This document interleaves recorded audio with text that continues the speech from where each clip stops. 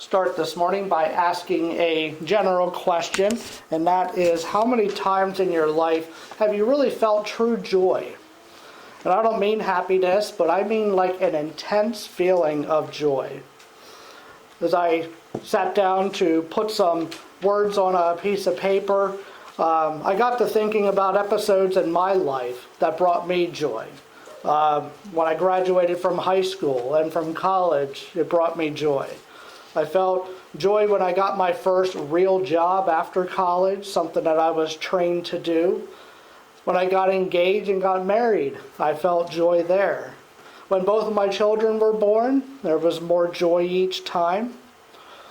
Even things like back in 2008, I felt joy whenever my favorite baseball team won the World Series for the first time in 28 years. And then just in 2018, when my favorite football team won their first championship for the first time in my lifetime, I felt joy. We feel joy at different levels depending on the circumstances. It's not just like an on and off switch where you feel the most joy possible or you feel no joy at all. I think of it like one of those rheostats, the little knob that you can turn to dim or make the light stronger. You can get all these subtle levels with a rheostat, and that's sort of what joy is like. Again, in that same way, I felt a different amount of joy from when I graduated high school, from when I got married, from when my team won the championship. And just to keep people guessing, I won't necessarily put those in order for you either. But since this is the third Sunday in Advent, we focus on joy. And this morning we'll take a look at the wise men, called the Magi. Some people call it the Magi, I call them the Magi. I'm not sure what the correct pronunciation is, honestly. But they're mentioned only in Matthew's Gospel, interestingly enough. He gives us details that people often get wrong when you ask them about the Christmas story. For instance, the Bible doesn't tell us there were 3 wise men. It doesn't say that. It just says there were men from the east. So since men is plural, there might have been 2, 3, 4, 5, a dozen, 50, 100. We don't know. People assume there were 3. Also, people think that they appeared at the stable the night Jesus was born. They would pretty much have to travel at the speed of light to get there if they were doing that, because they came a far distance, and the Bible tells us they went to the house, not to the stable. Interesting, even some church Christmas pageants get some of these details wrong too, which I find very interesting.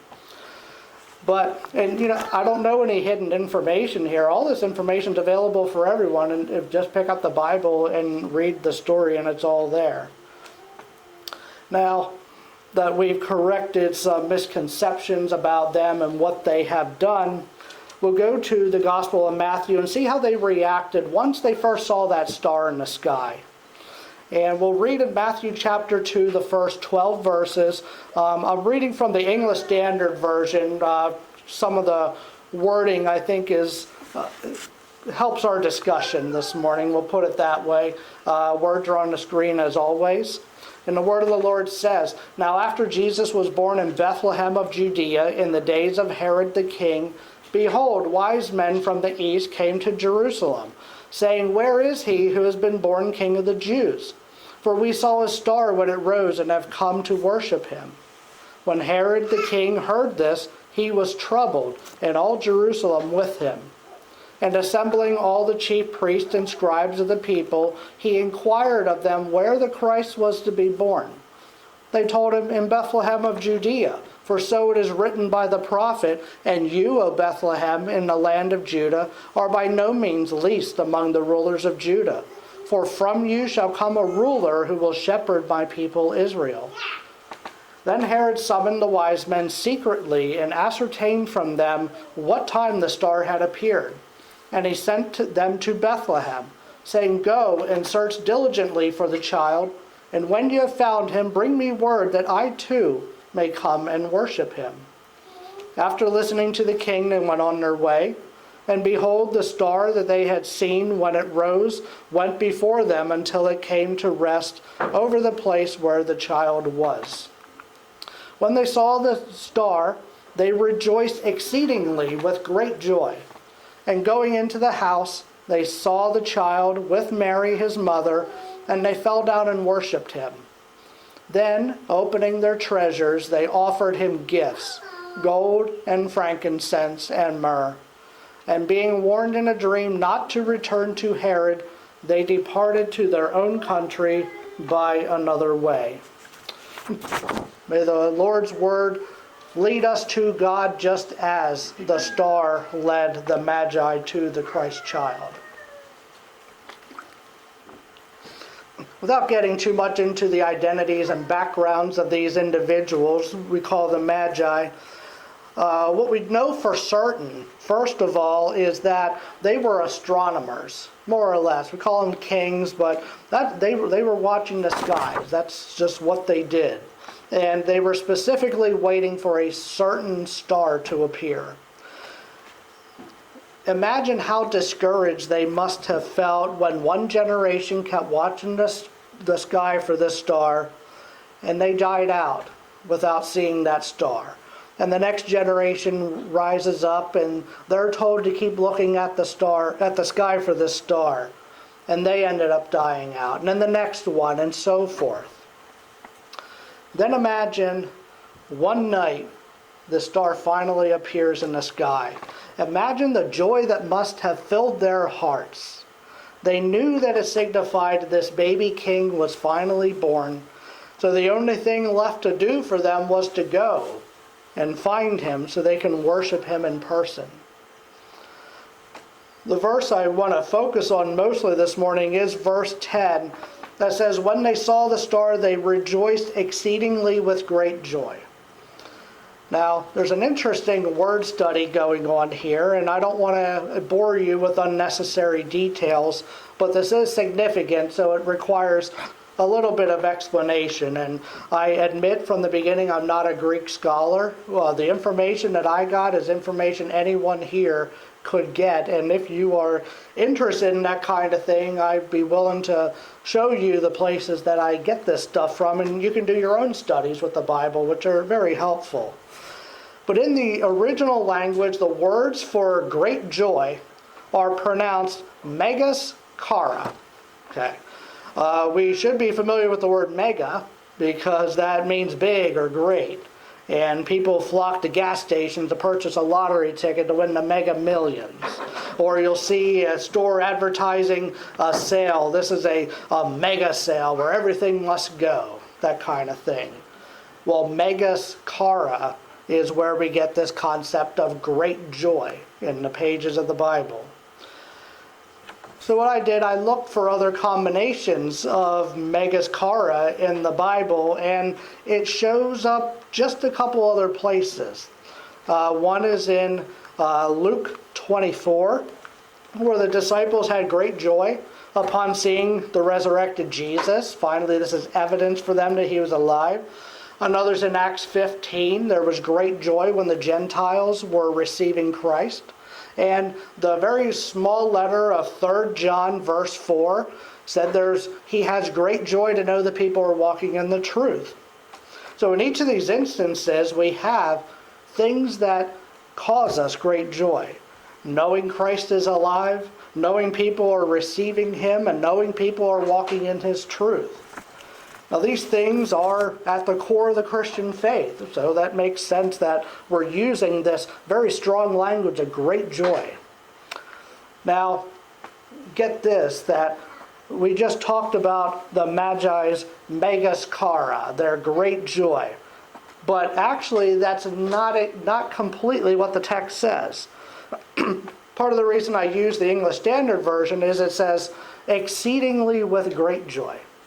So this is even more joyful than just your normal great joy.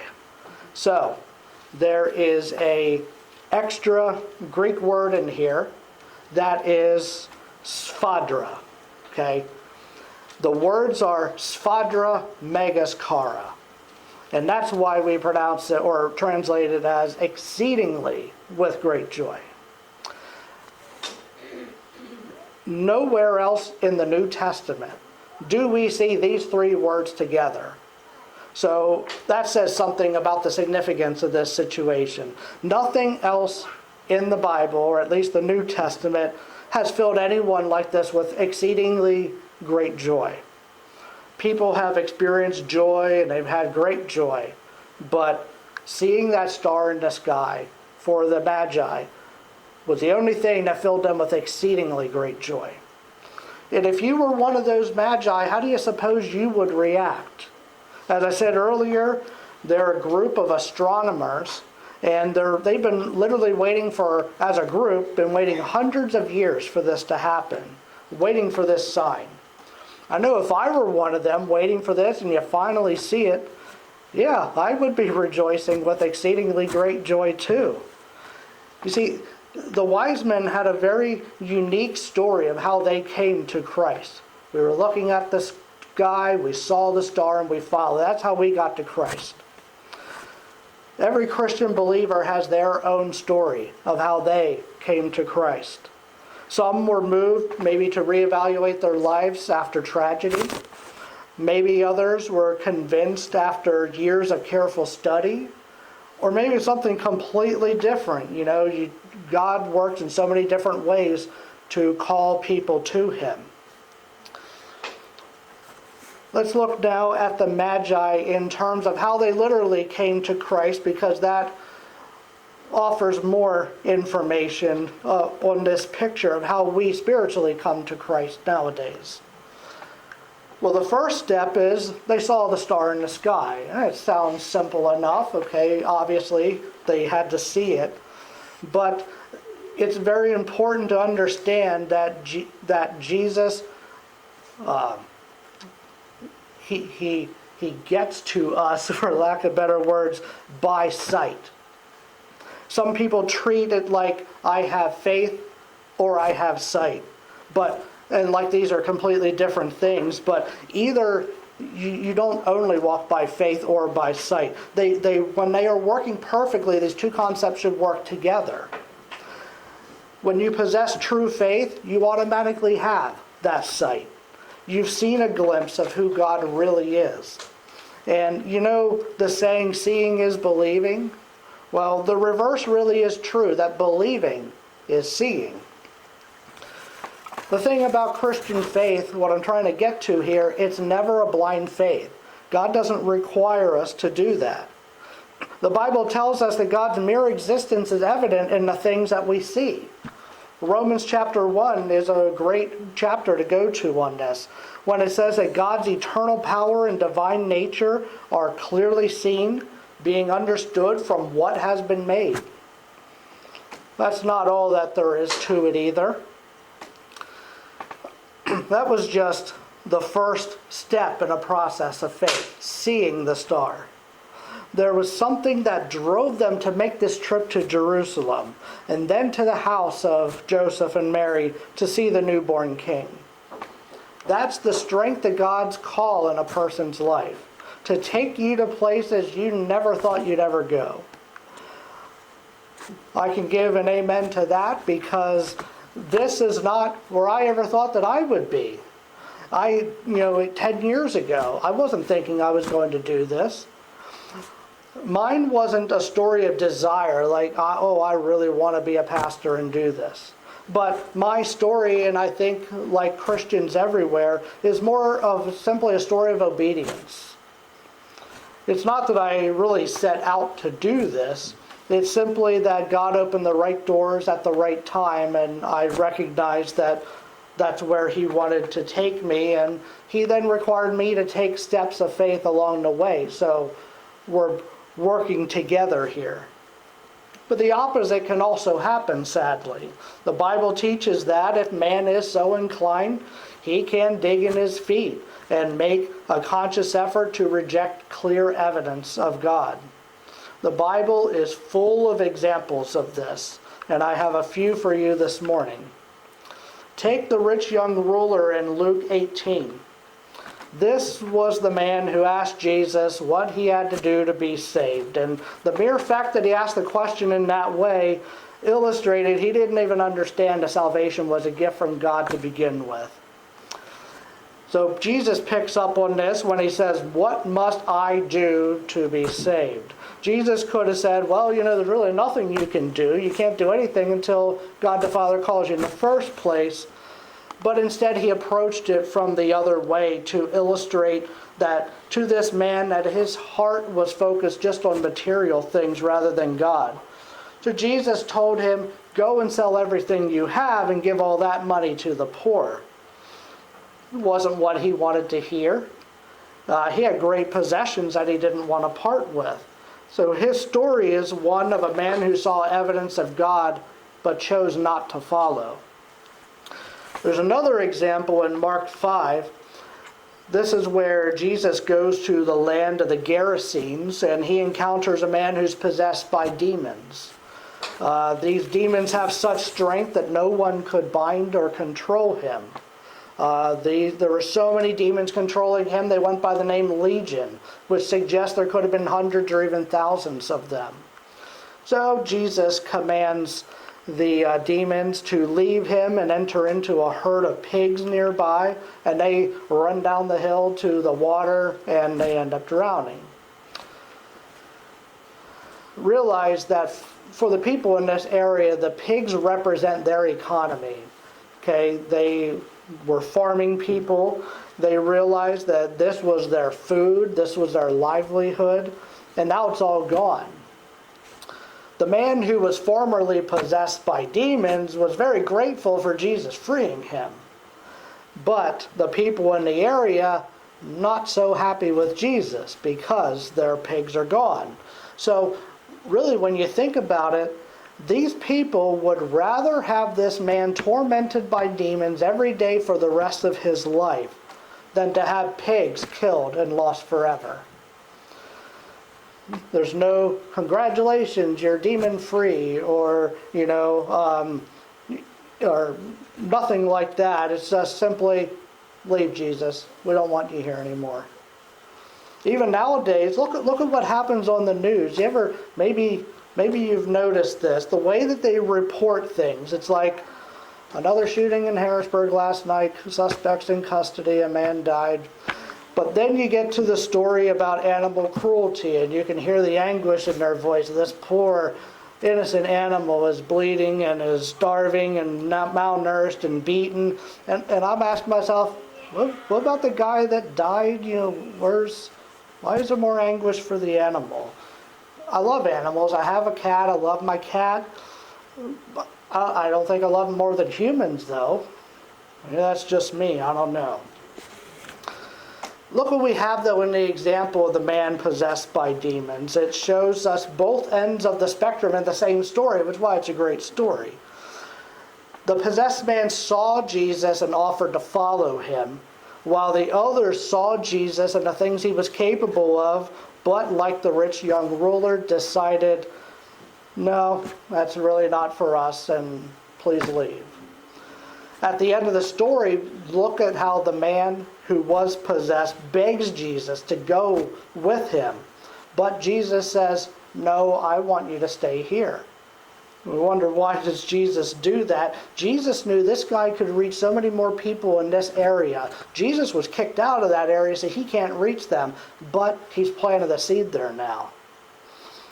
Jesus said, this is where I want you, because what better witness is there to say, I'm the man who was possessed by 1,000 demons. Jesus came into my life, kicked all of them out, and now I am in my right minds. Before I acted more like Ozzy Osbourne, and now I'm more like Donny Osmond. Jesus freed me, and he can do the same for you. Even though he wasn't following Jesus by traveling around with him every day, the man was still following Jesus' example, doing the work that he assigned for him to do. These are examples of how people see Jesus and are compelled to follow him, while others are examples of where they see Jesus and they reject him. The Magi are an example of people who respond positively to the sign of the Messiah. We see evidence of this because their hearts were filled exceedingly with great joy. They also show us the lengths to which a person will go when they are determined to follow Jesus They will pick up everything they have and go wherever they have to. And the same can happen to us. There's a pattern to the Magi here. They see, they follow, and then they worship. First they saw the star in the sky, they followed the star, and once they arrived, they bowed down and worshiped the young king. God's plan for our lives always revolves around worshiping Him. These Magi, we call them the wise men, they're an amazing case study. And for literally hundreds of years, they knew there was something more than what they had, so they constantly kept their eyes on the things above, not things down here on earth, because they knew God's promise and they trusted it. In every generation since the beginning, man has searched for something more than himself. You see, the sin that entangles us never will completely satisfy.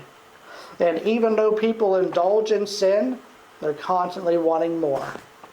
God instilled in us this intuition, though, to know there is something more. Men have literally created religions and created philosophies trying to feed this monster that is never completely satisfied, telling them that if I just do this, I can overcome the things that are keeping me down in the world. But they realize nothing ever works. That's why the birth of Christ gives us so much joy, because the solution to man's problem finally came. I turn on the TV and I see commercials for reality shows. I don't actually turn them on because they're more like unreality shows to me. These things are ridiculous and don't happen to, quote, normal people as far as I'm concerned. But you can tell they're created from the perspective of a fallen, unredeemed world. When you're looking at life through the lenses that God has given you when you are born again, it's easy to see how lost all these folks are. And it's quite a shame. They need Jesus in their lives, and it's then and only then they're going to have true joy. Until then, they're willing to go on TV and express how miserable they are because someone down the road doesn't like me or took my boyfriend and girlfriend and all that kind of nonsense. I am convinced based on that stuff, this is the perfect, not just today, but this is the perfect time to reach the younger generation. It's clear that they are not satisfied with the way things are going, and they're willing to go on TV and express it. All they need is someone to come alongside them and to lift up their head, stop looking at the things down here, focus on the sky. Find the star and follow it like a true wise man. That star always leads to Jesus Christ. But seeing the star is just the first step. From that point, it's up to them if they're going to follow it and if they're ultimately going to worship. But they aren't going to do that until they get help. I'd like to close by addressing anyone here who might be a born-again Christian. Hopefully that's all of you. Like the Magi, is your life marked with, or marked exceedingly with great joy? And if not, why not? You've seen something better than a star. We're in a better position than they were. We've seen Christ we're looking back on that. And we've seen the death and the resurrection too. Our job now is to bring people to Christ while there's still time to do so. Just as the Magi were compelled to pack up and follow the star, we should be compelled to follow Christ wherever He leads us. The joy we feel as followers of Christ should be magnified at Christmas time. Don't keep that joy to yourself. Use that joy as a gift to give to other people. Christmas time is a great time to do so. And don't forget that the joy that Christ gives us is not just any joy. It is an exceedingly great joy. And it's what Christmas is all about. When God finally became flesh and dwelt among us, humbled Himself and left the glory of heaven, just to live among us for the sole purpose to die and be mistreated for us, taking our punishment. That's true love that gives us exceedingly great joy. And it starts with the baby in the manger. Let's close out with a word of prayer.